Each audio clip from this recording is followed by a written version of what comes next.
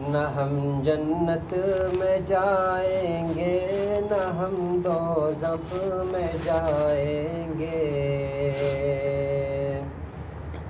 نہ ہم جنت میں جائیں گے نہ ہم دوزخ میں جائیں گے،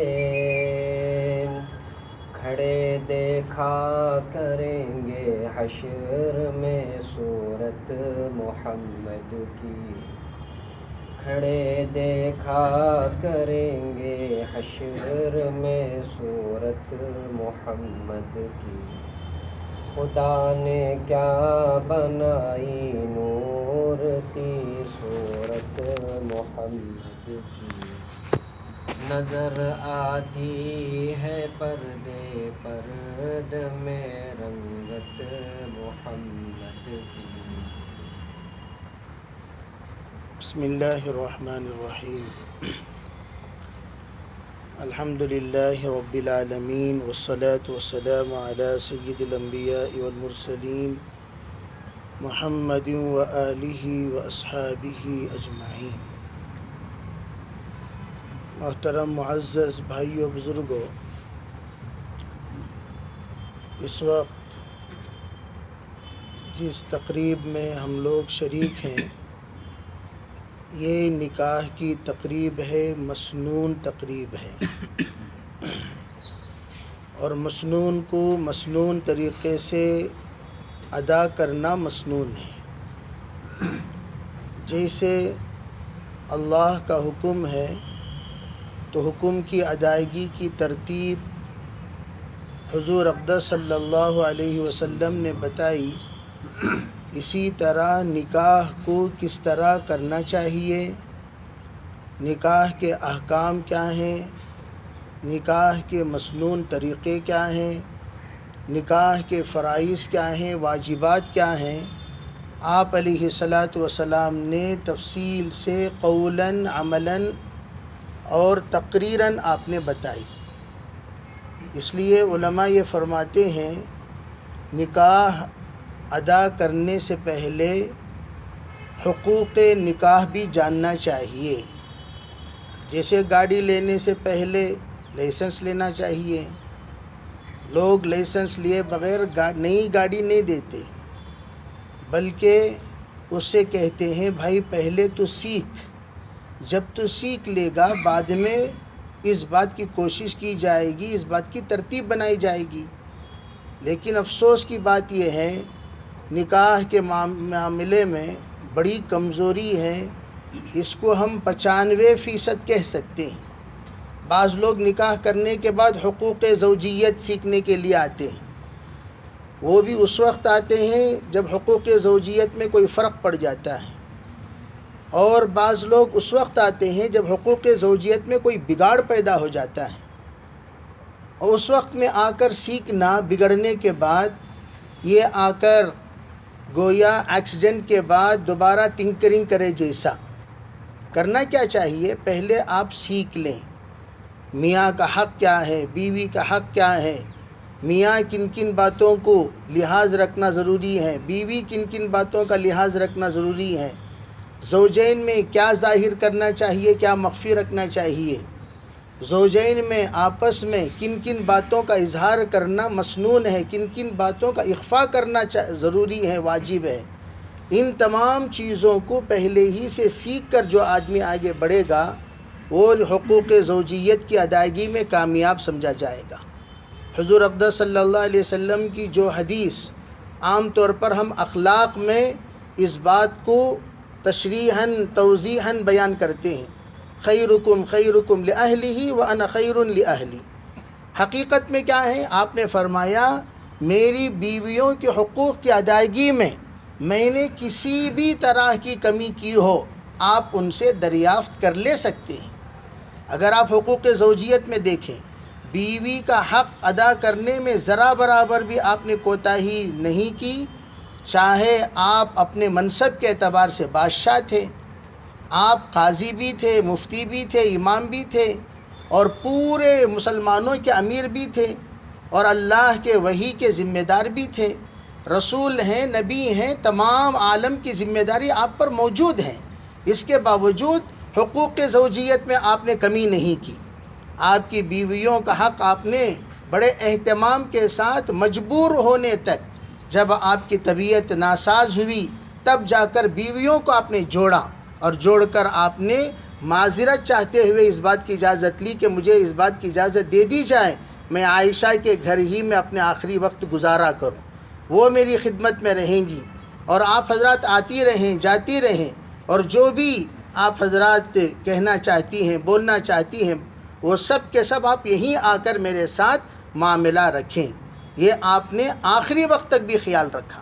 تو میں یہ عرض کرنا چاہتا ہوں، اس وقت ماشاءاللہ جس عالم دین کا نکاح ہونے والا ہے، اللہ کا فضل ہے، کرم ہے، علماء کو ان تمام حقوق کی تعلیم دی جاتی ہے، ان تمام حقوق کو باقاعدہ ترتیب کے ساتھ، نظم کے ساتھ، توضیح کے ساتھ، تشریح کے ساتھ پڑھائی جاتی ہیں، اور ان تمام باتوں کو سکھانے کے بعد ان کے ذمہ داری کو نبھانے کی ذمہ داری ان کے سپرد کی جاتی ہے.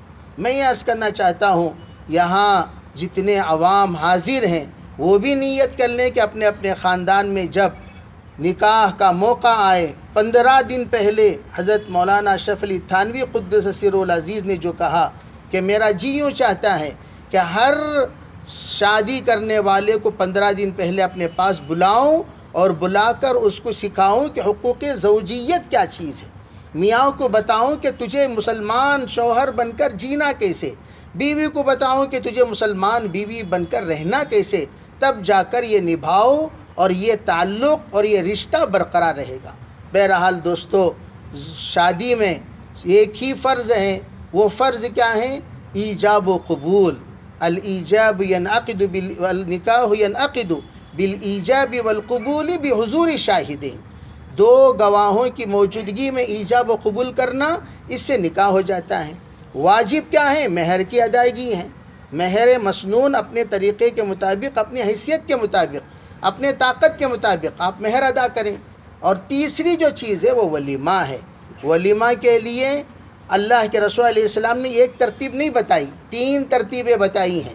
ایک ترتیب وہ جس ترتیب کا حکم اللہ نے دیا. اللہ نے یہ دیا کہ حضرت زینب بنت جہش کا نکاح جب حضور اقدس صلی اللہ علیہ وسلم سے آسمان میں ہوا، اور آسمان میں جو نکاح ہوا اس کا اعلان کرنے کا حکم اللہ نے دیا، اس لیے کہ وہ نکاح زمین پہ تو نہیں ہوا، آسمان میں ہوا. اللہ نے یہ کہا کہ ہم نے آپ کا نکاح ان سے کرایا، زوجنا کہا. تب حضرت نبی اکرم صلی اللہ علیہ وسلم نے اس کا اعلان کروانے کے لیے روٹی اور گوشت کی دعوت کرائی. یہ دعوت آپ علیہ السلام کی زندگی میں صرف ایک ایسی دعوت ہے جس کے ذریعے سے آپ اس نکاح کو پھیلانا چاہتے تھے. اور اس زمانے میں روٹی اور گوشت کی دعوت کبھی کبھار سال میں کسی نے کر دیا، 2 سال میں کسی نے کر دیا، 4 سال میں کسی نے کر دیا، ایسا کبھی کبھار دعوتیں ہوتی تھیں. قریش کے معنی ہی کیا تھے؟ روٹی کو توڑ کر گوشت کے شوربے میں بھگا کر کھلانے والوں کو قریش کہا جاتا ہے. تو اپنی جو خاندانی دعوت ہے، اپنی جو خاندانی ڈش ہے، وہ آپ نے بنایا اور سب کو آپ نے کھلایا. اور یہ دعوت آپ نے اعلان کے طور پر کیا. بقیہ دعوتیں حضور کے پاس جو ہوتی تھی وہ لا کر آپ پیش فرما دیا کرتے تھے. ایک دعوت میں تو آپ کے پاس کچھ بھی نہیں تھا. ایک نکاح آپ کا ایسا ہوا کہ آپ کے پاس کچھ بھی نہیں تھا. تو کچھ بھی نہیں تھا تو آپ نے بلایا اور تمام صحابہ کرام کو اور پوچھا، ہاں بھائی بتاؤ تم لوگوں کے پاس کچھ ہے کھانے پینے کی چیزیں؟ کہا کہ حضور ہاں ہمارے پاس ہیں. کیا ہیں؟ انہوں نے اپنے اپنے آئٹم جو کچھ ان کے پاس موجود ہے بتائیں. آپ نے کہا سب لے آؤ. آپ کا دسترخوان تھا، چیزیں صحابہ کرام کی تھیں. آپ نے کہا اب ولیمہ کی نیت کرتے ہوئے اس کو نوش فرما لو. تو عرض کرنے کا منشا یہ ہے، ولیمے کے لیے وقت جو وقفہ لیا جاتا ہے، جیسے کہ عام طور پر تصور میں ہے کہ 2 دن بعد ولیمہ کرنا، 3 دن بعد ولیمہ کرنا، یہ اصل میں اس لیے ایسا ہوتا تھا، ولیمے کی ذمہ داری لڑکے والوں کی ہوتی تھی. اور اس زمانے میں لڑکے والے جس لڑکی کو لینے کے لیے جاتے تھے گاؤں میں یا شہر میں، وہاں جانے کے بعد اپنے منزل پہنچنا، پھر ریسٹ لینے کے بعد پھر اس کے بعد ولیمے کی تیاری کرنا، پھر وہاں سے لڑکی والوں کا ان کے گھر پہنچنا، اس کے لیے وقفہ لگتا تھا. اس وقفے کے لیے یہ 3 دن کی عادت پڑ گئی، 2 دن کی عادت پڑ گئی، ورنہ آپ شریعت مطہرہ میں حضور کے نکاحوں میں یہ 3 دن کا وقفہ آپ نہیں بتا سکتے۔ آپ نکاح پڑھائیں اور باہر آ کر آپ نے ولیمہ کرا دیا، تو یہ جو ترتیب ہے ولیمے کے لیے ایک ہی شرط ہے، وہ شرط کیا ہے؟ نکاح کا ہونا، ایجاب و قبول کا ہونا۔ ایجاب و قبول ہو گیا، ولیمہ کرا سکتے، اجازت مل گئی۔ اور اس میں ایک اور طریقہ اکابر یہ فرماتے ہیں، بھئی جس وقت نکاح ہو گیا تو میاں بیوی کی شرعی اعتبار سے خلوت کرا دی جائے۔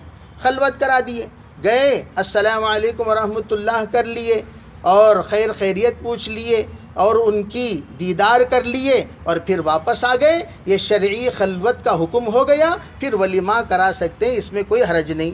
آپ ولیمہ کرا دیے دیدار کرائے بغیر، ارے بھئی بیگم سے ملاقات تو ہوئی نہیں، یا جشن منایا جا رہا ہے، بیگم کی دیدار تو ہوئی نہیں، یا دعوت کھائی جا رہی ہے، ارے بھئی یہ تو ظلم بالائے ظلم ہو گیا۔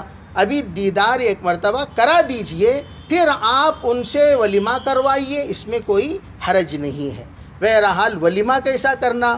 قرض لے کر کرنا یہ ناجائز ہے۔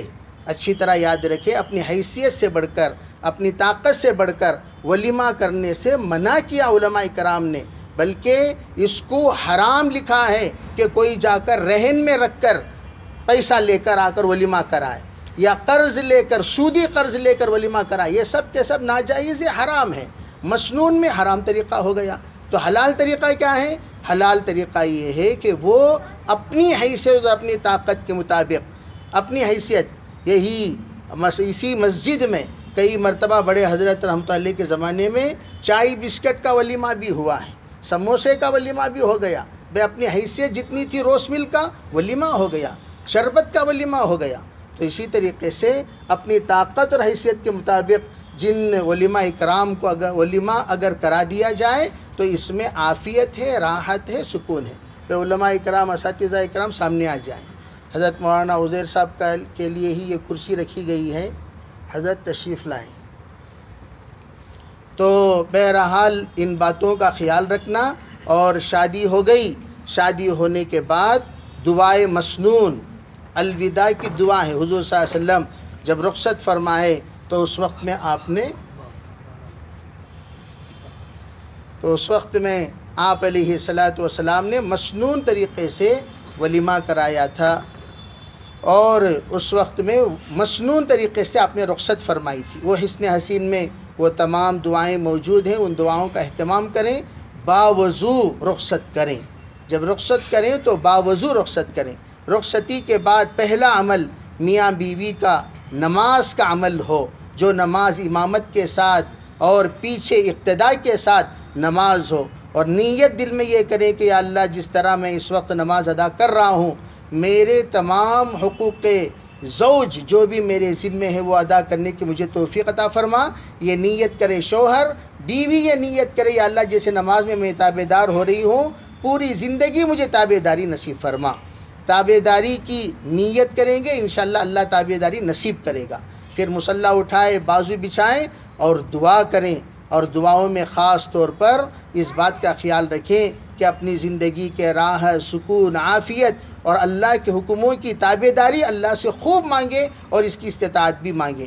پھر اس کے بعد اپنے نمازوں کا اہتمام کریں۔ میاں بیوی، اس لیے کہ بیوی کے لیے اس وقت نمونہ میاں ہو گیا۔ میاں جتنا اہتمام کے ساتھ نمازوں کا اور دیگر تمام ذکر و اذکار و تلاوت کا کرے گا، اتنی ہی پابند بیوی بنے گی۔ تو اس کے لیے فرض نمازوں کا خاص طور پر اہتمام ہو۔ میاں جائے جماعت کے ساتھ، اور اس بات کی عادت ڈال لیں کہ جو ہی یہ جماعت کے نماز پڑھنے کے لیے باہر نکلے، بیوی یہاں وضو کرے اور نماز ادا کرنے والی بنے۔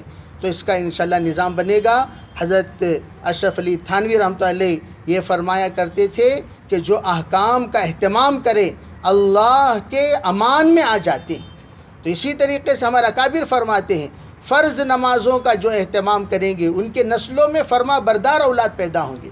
خاص طور پر فجر کا اہتمام کرنے سے اس جوڑے کو اللہ نورانی بنائے گا۔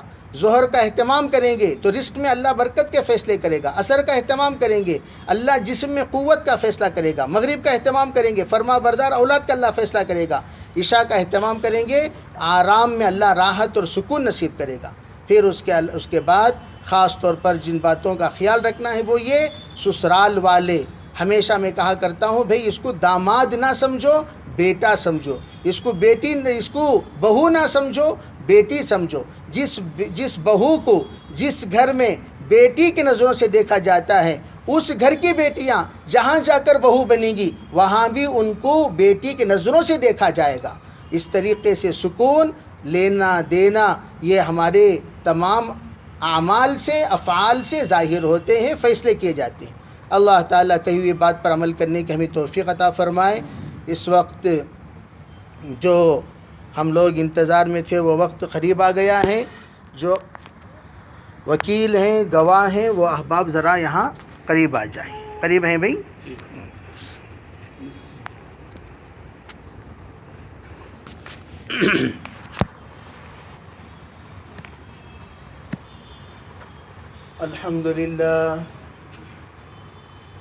الحمد لله نحمده ونستعينه ونستغفره ونؤمن به ونتوكل عليه ونعوذ بالله من شرور أنفسنا ومن سيئات أعمالنا من يهده الله فلا مضل له ومن يضلله فلا هادي له ونشهد أن لا إله إلا الله وحده لا شريك له ونشهد أن سيدنا وسندنا ونبينا ومولانا محمدا عبده ورسوله صلى الله عليه وعلى آله وأصحابه وبارك وسلم تسليما كثيرا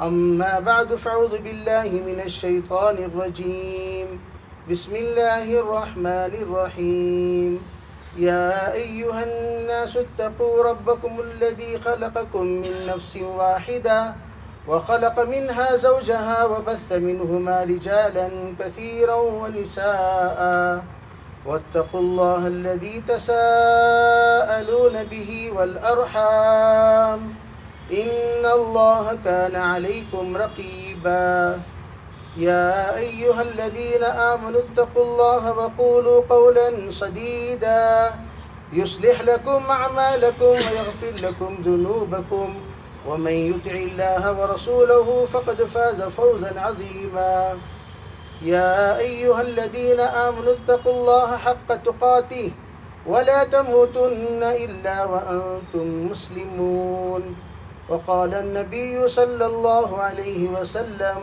النكاح من سنتي وقال عليه الصلاة والسلام ومن رغب عن سنتي فليس مني أو كما قال عليه الصلاة والسلام۔